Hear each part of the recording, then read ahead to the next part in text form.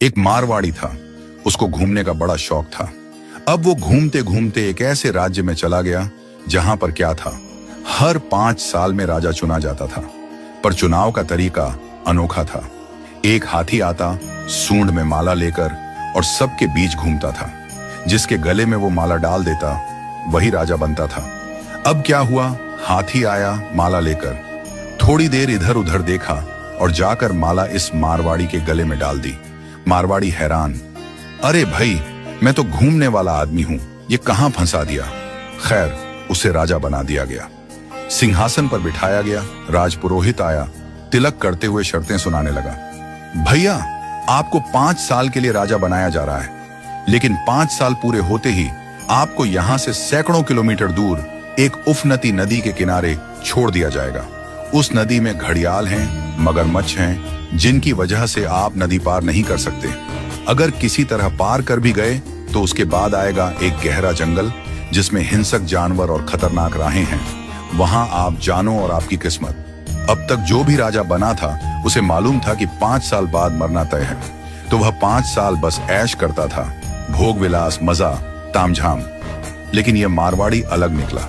उसने सोचना शुरू किया, अब मुझे 5 साल बाद क्या करना है। राज्य की जो भी आमदनी आती थी उसमें से 51% जनता की भलाई में लगाने लगा, और बचे हुए 49% से उसने अपने आगे की प्लानिंग की। पहले साल उसने नदी पर एक पुल बनवाया, दूसरे साल उस पार के जंगल को साफ करवाया, खेती के लायक जमीन बनवाई, तीसरे साल वहां सड़कें बनवाई, लोग वहां बसने लगे, गांव और मोहल्ले बनने लगे। चौथे साल एक छोटा सा महल बनवाया जहां वह आगे जाकर रह सके। 5वें साल अपने जीवन भर का खर्च, जरूरी चीजें, अनाज, सब कुछ वहां स्टोर करवा दिया। अब 5 साल पूरे हो गए। परंपरा के अनुसार लोग उसे ढोल नगाड़ों के साथ विदा करने आए। लोगों की आंखों में आंसू थे। कहने लगे, ऐसा राजा हमने पहले कभी नहीं देखा। वो राजा था मारवाड़ी, शांत मुस्कान के साथ सबको प्रणाम किया और उस पुल पर चढ़ गया जो उसने खुद बनवाया था। लोग अवाक रह गए। हजारों राजा आए गए, मारे गए, लेकिन ये पहला राजा था जो भवसागर को पार कर गया। कथा का संदेश, हम सभी इस धरती पर सीमित समय के लिए आए हैं। ये जीवन 5 सालों की तरह है।